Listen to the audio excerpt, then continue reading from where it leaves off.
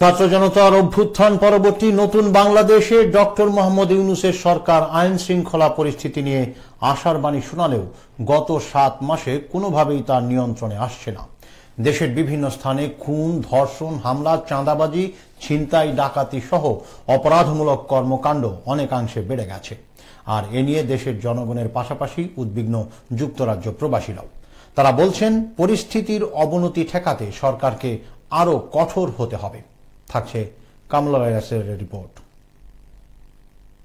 দেশে প্রকাশ্যে হত্যা, ছিনতাই, ডাকাতি ও ধর্ষণের ঘটনা বেড়েছে।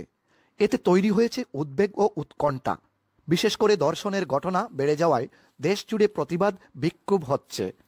উদ্বেগের সে ঢেউ এসে ধাক্কা দিয়েছে টেমসের পারেও।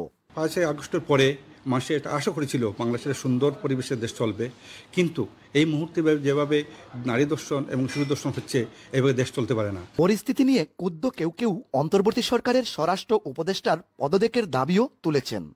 বর্তমানে বাংলাদেশের আইন শৃঙ্খলা পরিস্থিতির যে অবনতি হয়েছে, স্বরাষ্ট্র উপদেষ্টা যদি আইন শৃঙ্খলা পরিস্থিতিকে কন্ট্রোল করতে না পারেন, তাহলে আমি মনে করি উনার পদত্যাগ করা উচিত। এবং কিভাবে এই অসহ্য পরিস্থিতি থেকে উদ্ধার পাবে দেশ, প্রবাসীদের ভাবনায় আছে এই বিষয়টিও।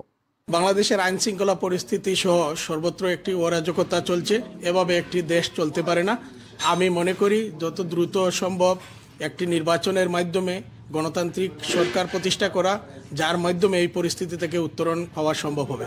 কেবল সাধারণ প্রবাসীরাই নয়, বাংলাদেশের নারীর নিরাপত্তা সহ আইন শৃঙ্খলা পরিস্থিতি নিয়ে উদ্বেগ আছে ব্রিটেনের মূল ধারায়ও। এ নিয়ে এটিএন বাংলা ইউকের কাছে নিজের অভিমত তুলে ধরেন British MP Afsana Begum. We've just passed International Women's Day. It's Women's History Month.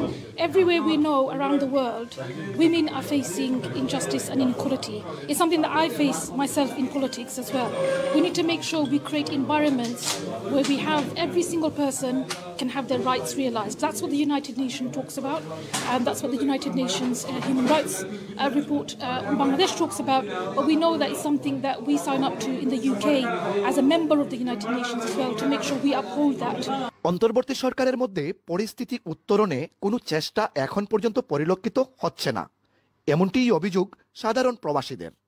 Kamrul আই Rasel, ATN Bangla UK, London.